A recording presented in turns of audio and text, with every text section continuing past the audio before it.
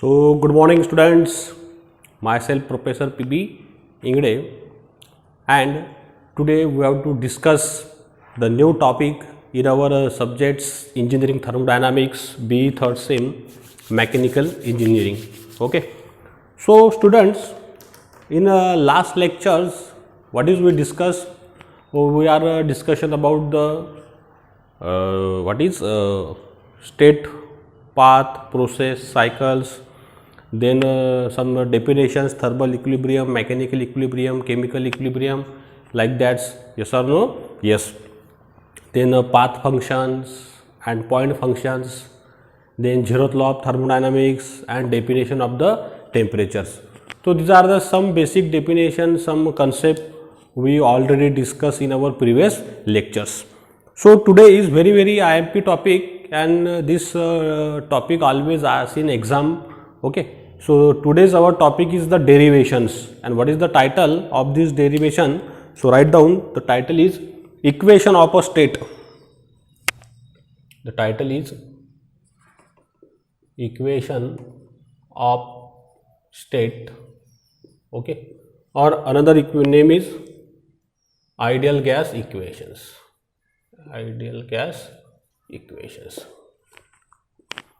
So this question is asked for 7 mark derivations. Okay, and it is very simple derivation. So to discussion of this derivation, equation of a state or ideal gas equation, first of all we should understand the two laws. Okay, these laws you should know, and you already learn in our 12th standard. Okay, so what is this law? First law we discuss about the Boyle's law. First we discuss the Boyle's law. Okay तो देखिए बच्चों, Boyle's law का क्या statement है. What is the Boyle's law? The pressure of a gas, the pressure of a gas is what is inversely proportional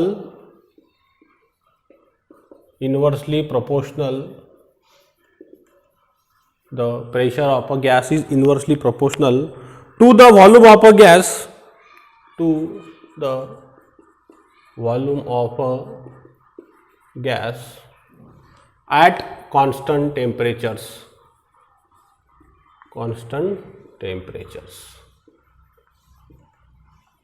Yes or no? Yes. This is the simple statement of the Boyle's law.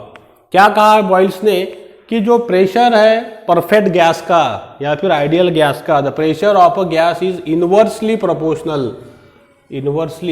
Proportional to the volume of a gas. लेकिन क्या condition है बच्चों यहाँ पे? The condition it should be the temperature is constant. Okay, मतलब क्या है, mathematical देखेंगे तो प्रेशर जो है वो किसके इनवर्सली प्रोपोर्शनल है? वॉल्यूम के. लेकिन टेम्परेचर की कंडीशन क्या है यहाँ पे? कांस्टेंट है. बराबर है. तो फिर इसको मैं अगर सॉल्व करूंगा तो क्या आएगा? P is equal to constant upon volume. So P is equal to C की जगह किसने ली? टेम्परेचर में अपॉन V. तो PV इज इक्वल टू क्या मिला बच्चों? T. Yes or no? Yes. This is the statement of the Boyle's law. PV is equal to T. So here, if you draw this process on a PV diagram, अगर मैं एक PV diagram में consider करता हूँ, suppose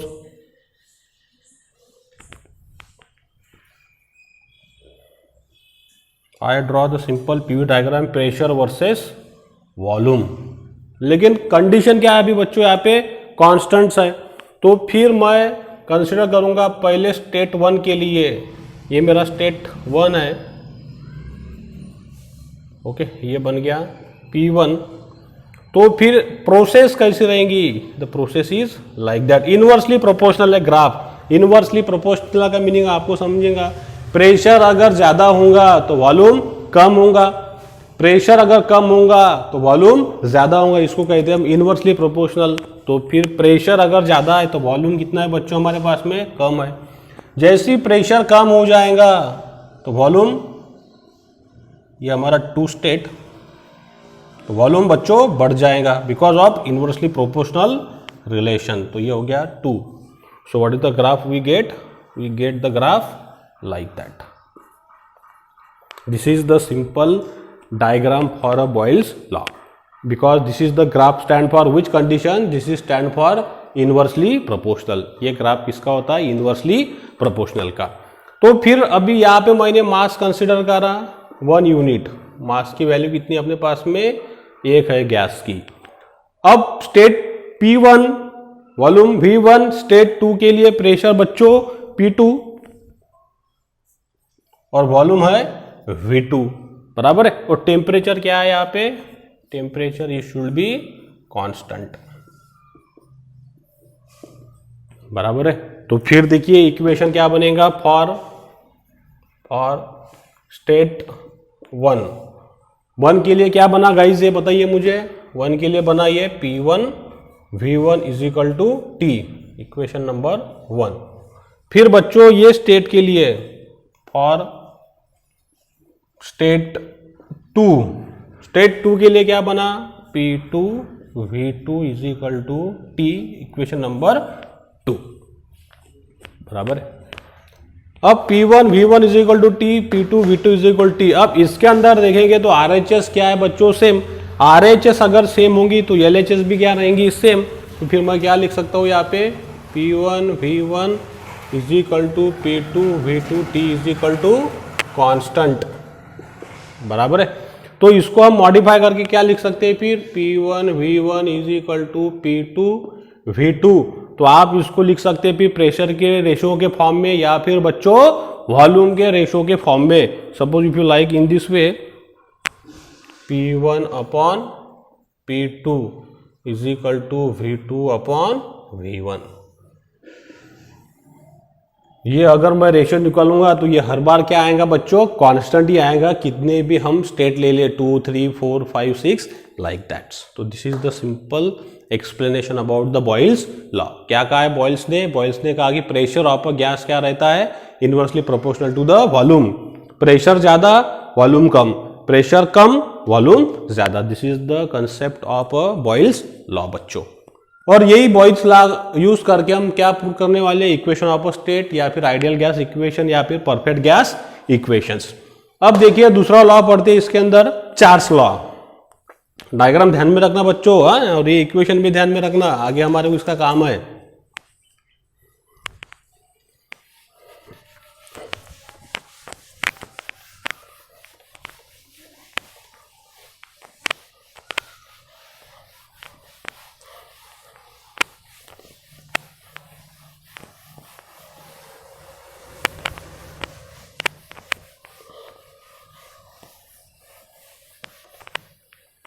Now another law is Charles law.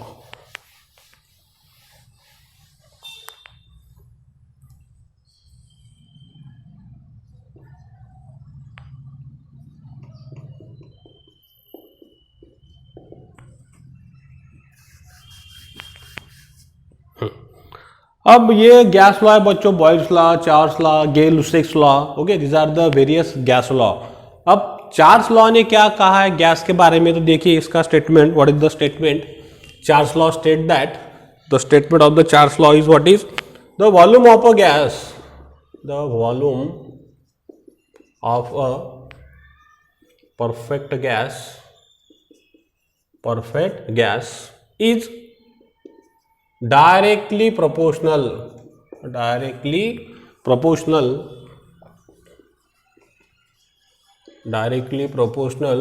to the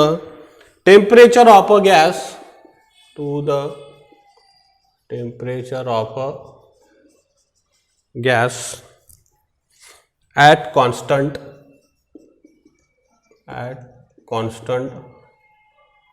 pressure.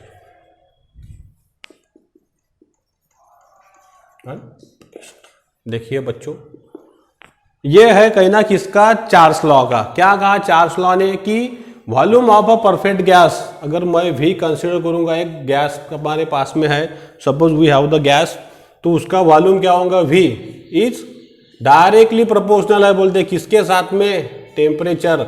लेकिन condition क्या बोला उसने? Pressure it should be constant, बराबर है. V किसके प्रोपोर्शनल में हो जाएगा? टेम्परेचर के, volume is directly proportional to the T, तो फिर V is equal to constant into T. Constant क्या है बच्चों हमारे पास में? प्रेशर, तो P इंटू टी आ गया। यस और नो? यस, ये रिलेशन हमारे को मिल गया। या फिर हम और इसको कैसे लिख सकते हैं? V upon T is equal to constant also, we write down in this way. अब चार्ल्स का कहना है, चार्ल्स लॉ का, कि वॉल्यूम जो है वो डायरेक्टली प्रोपोर्शनल रहेगा टेम्परेचर के साथ में, लेकिन तब प्रेशर क्या होना चाहिए बच्चों? कांस्टेंट। इसको अगर मैं पीवी डायग्राम पे बनाता हूँ, pressure versus volume, P versus volume, mass मैंने कितना ले लिया बच्चों? 1 यूनिट ले लिया। इसको मैंने 1 अज्यूम कर डाला एक गैस के लिए। हमारे पास में कोई भी गैस है, अगर ये कंटेनर है, ये कंटेनर में मैंने गैस फिलअप कर दिया,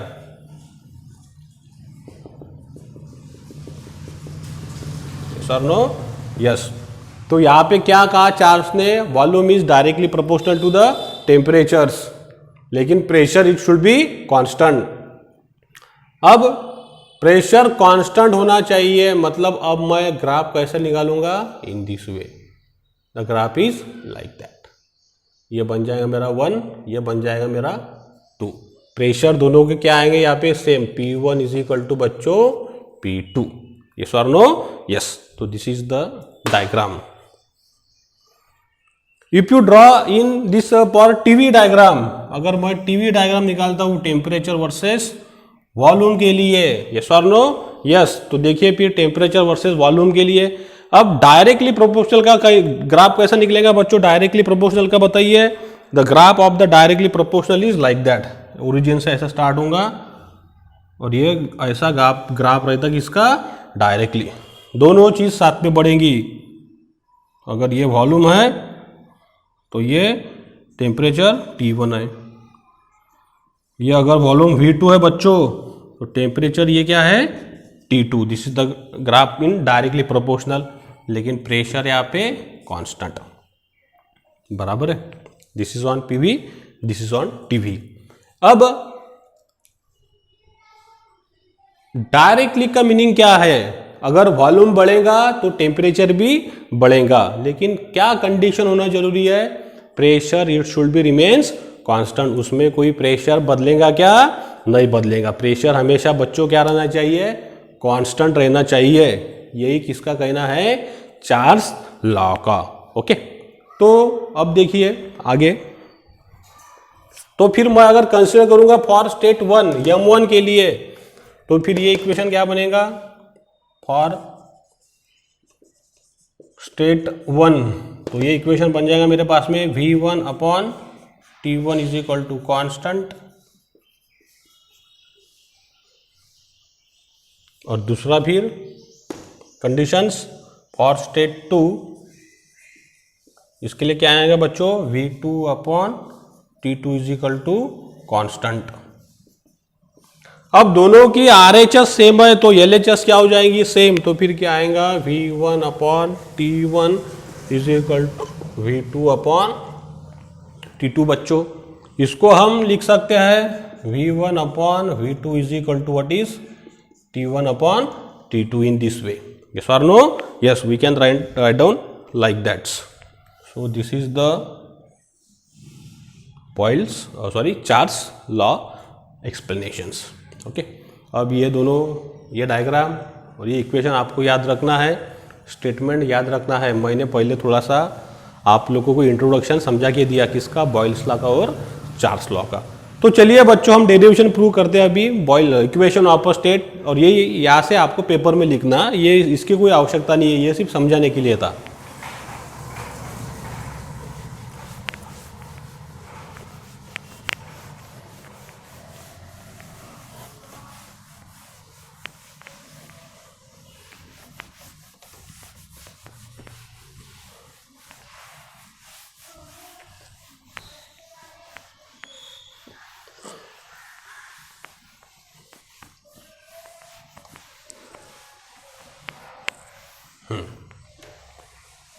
तो देखिए, let's we solve the derivation now.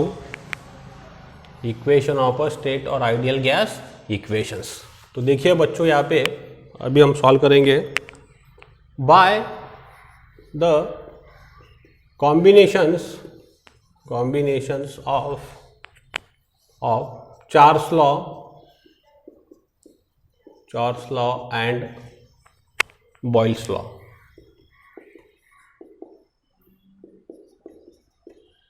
बराबर है बच्चों, दोनों का मैंने क्या लिया, कॉम्बिनेशन लिया, किसका, चार्ल्स का और बॉयल्स लॉ का। तो इसकी पीवी डायग्राम क्या आएंगी फिर बताइए मुझे। First of all we draw the PV diagram.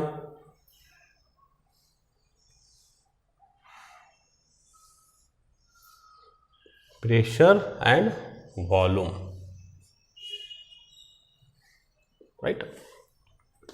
ये हमारी एक्स एक्सिस है, ये हमारी वाई एक्सिस है। वाई एक्सिस में मैंने क्या बताया बच्चों, प्रेशर, और एक्स एक्सिस में वॉल्यूम। तो सबसे पहले लेंगे हम चार्ल्स लॉ। तो चार्ल्स लॉ में क्या आता, कांस्टेंट प्रेशर। तो फिर ये डायग्राम कैसे बनेगी स्टूडेंट्स, लाइक दैट।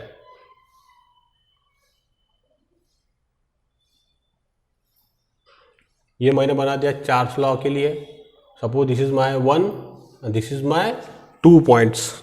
ओके, चलो इसको मैं 2 डैश कर देता हूँ, 2 dash, 1 2 2 dash. This is the constant pressures, और ये कौन सा लॉ है, चार्ल्स लॉ। अब उसके बाद में देखिए दोस्तों,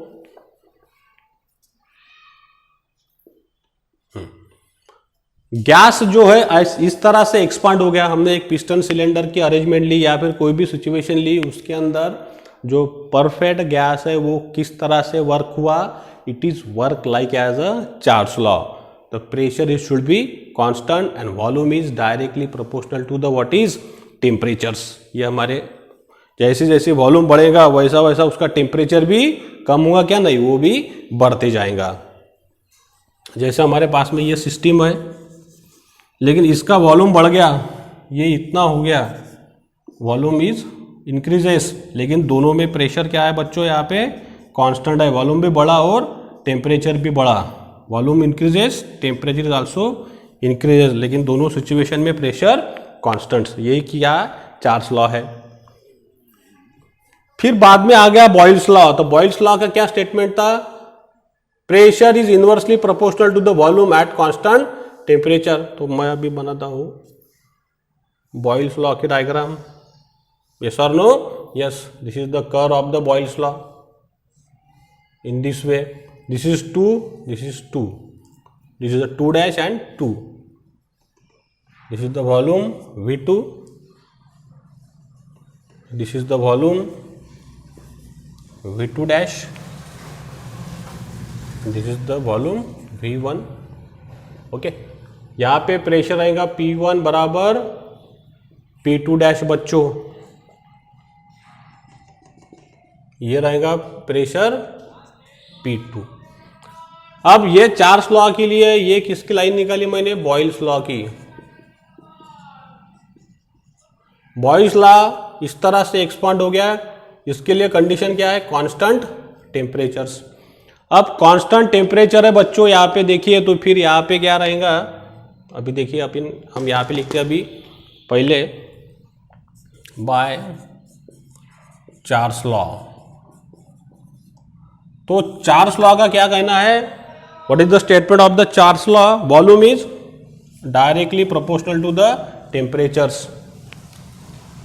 चार्ल्स लॉ की स्टेट क्या है, 1 और 2 डैश। ओके, यहाँ पे लिख देता हूं मैं 1 2 डैश। तो फिर ये इक्वेशन क्या बनेगा, फिर V is equal to constant into T। तो स्टेट 1 के लिए V1 C इंटू T1। तो देखिए बच्चों यहाँ पे C बराबर क्या आ गया, V1 अपॉन T1 बराबर है। स्टेट 2 के लिए, फॉर स्टेट 2 वो क्या आ जाएगा, C is equal to V2 dash T2 dash. ये हमने पहले प्रूव कर चुका है। एक साइड सेम है तो दूसरी साइड क्या हो जाएगी बच्चों, सेम। तो ये बन जाएगा फिर V1 upon T1 is equal to V2 dash upon T2 dash. बराबर है बच्चों।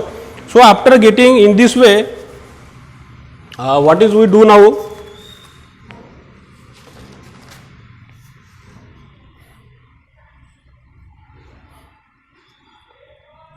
इसको बना देता हूं मैं इक्वेशन नंबर 1। इसका नाम दे दिया मैंने इक्वेशन नंबर 1 से। यस और नो? यस। अब V1 अपॉन T1 हो गया, V2 अपॉन T2 हो गया। ये बन गया किसके कहने से, चार्ल्स लॉ से। बराबर है। अब आते हैं हम बॉयल्स लॉ पे बच्चों, by the Boyle's law. Okay, by Boyle's law. अब बॉयल्स लॉ ने क्या कहा है, pressure is inversely proportional to volume, लेकिन कांस्टेंट टेम्परेचर। अब टेम्परेचर कांस्टेंट है, मतलब यहां पे क्या सिचुएशन आएंगे बच्चों, T2 डैश बराबर T2। यहाँ पे लिखता हूं मैं T2 डैश बराबर T2, मतलब जितना 2 डैश होगा उतना ही क्या होगा, 2 होगा।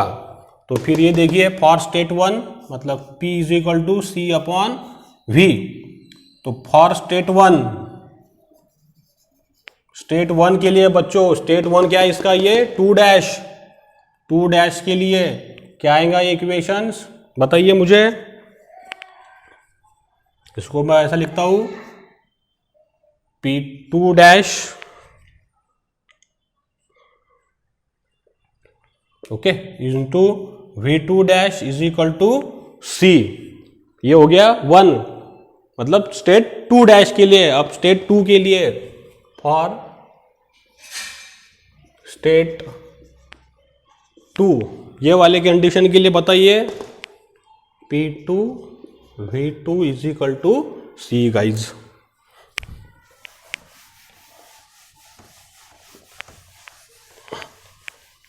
Very simple derivations, there is no any difficult.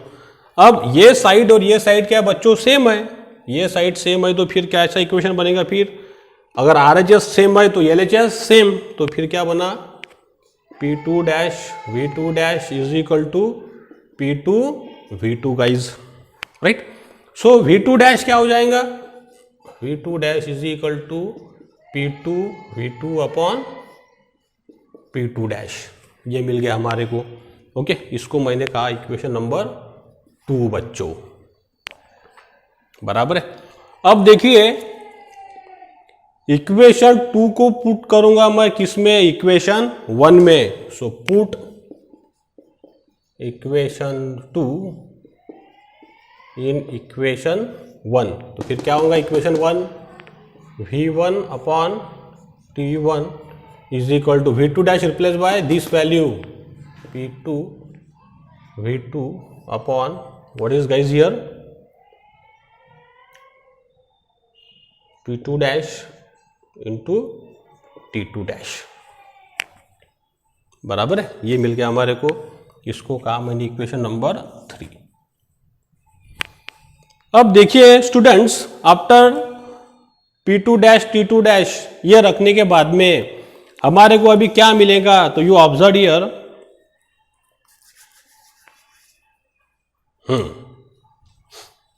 अब सबसे पहले चलते हैं हम अभी चार्ल्स लॉ पे।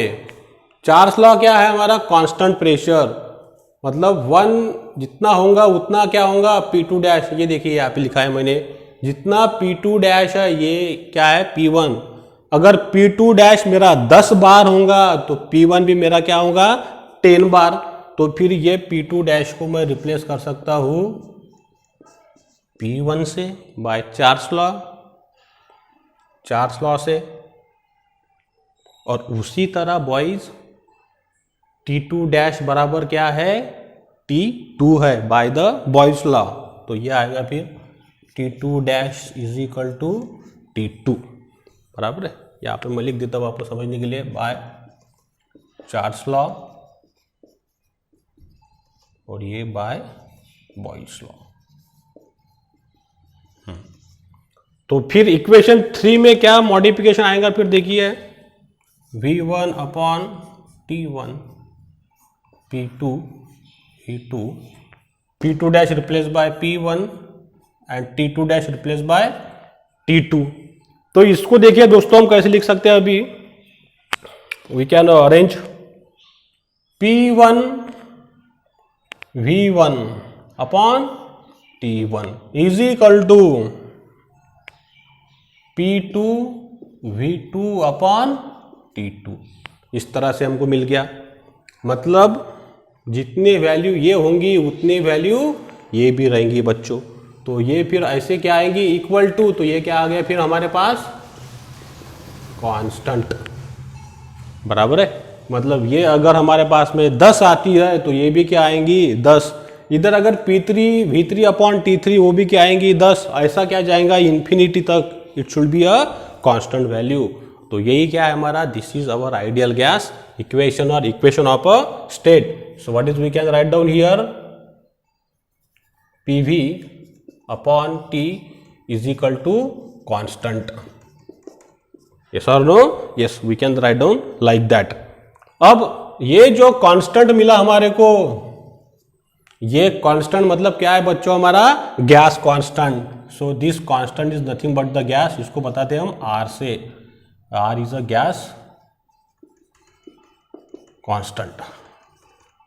यस और नो, यस। तो फिर क्या बना equation, PV is equal to R into T, यह ऐसा बना PV is equal to R into T। अब ये था कौन से के लिए, यूनिट मास के लिए। मैं अगर मास लगा देता हूं तो फिर क्या बन जाएगा इक्वेशन बच्चों, मास लगाने के बाद में इक्वेशन बन जाएगा PV is equal to mRT। Yes और no, yes. And this is a equation of a state. यही हमारा क्या है, equation of a state, PV is equal to mRT। तो यह आपको प्रूव करना है बच्चों। यह डेरिवेशन ऐसा एग्जाम में पूछा जाता है, यहाँ पे जाके आपने को प्रूव करना है, PV is equal to mRT।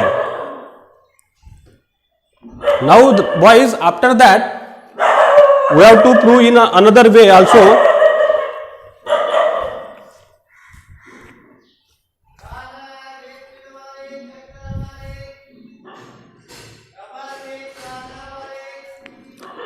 तो अभी देखिए बच्चों, ये भी डेरिवेशन और कैसा मॉडिफाई हो जाएगा।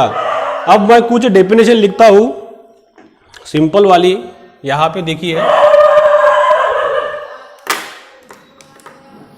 अब नंबर ऑफ मोल्स की क्या डेफिनेशन है बच्चों, do you know that number of moles definitions. Okay, so what is the number of moles, मतलब नंबर ऑफ मोल्स का सिंबल क्या है, यन है।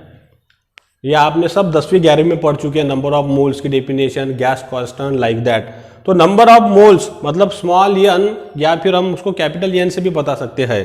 तो number of moles is define as, how to define, it is a ratio of mass of a gas upon molecular wait.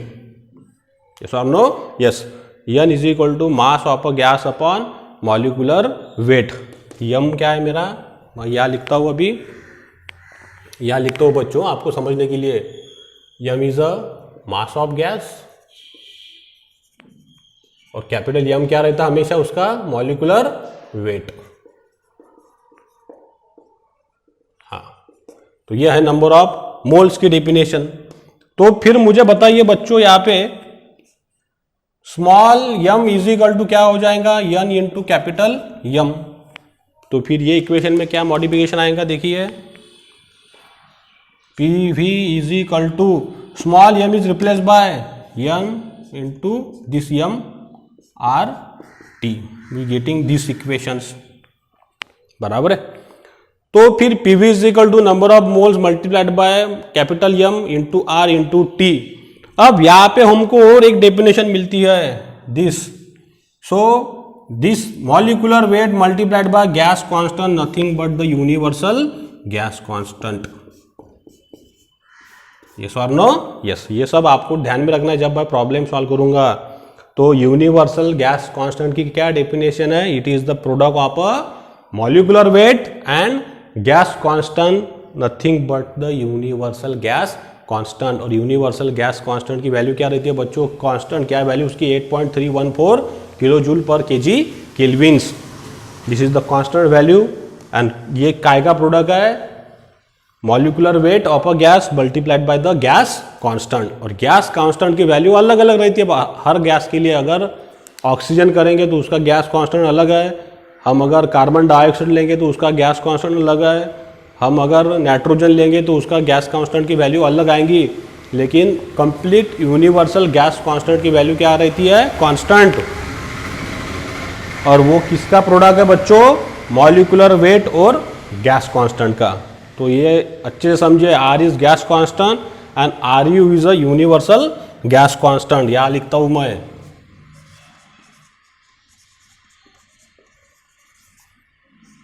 Gas constant. कोई कोई book में ये R0 से भी बताइए, हमने RU से बताई है। No then after that what is here? तो फिर ये इक्वेशन क्या बन जाएगा finally we getting the PV is equal to N RUT। Yes or no? Yes, we getting PV is equal to N RUT. This is our which one? Ideal gas equations. Okay. तो यहाँ तक अगर कभी कभी exam में पूछा जाता है show that PV is equal to N RUT, तो you write down these two steps and prove this much. Or if you only ask in exam prove the equation of state, so you can prove up to this, no problem बच्चों. Yes or no? Yes. So this is the complete explanation about the equation of a state. Okay. So students, then I stop here. We have to complete the whole derivations. You should know all the formulas whatever I am write down, because this formula is very very important when you solve the numericals. Okay. So I stop here. If you like my videos, so please share my videos with your friends or another college friends. Okay. Then stay at home, stay safe. Thank you very much.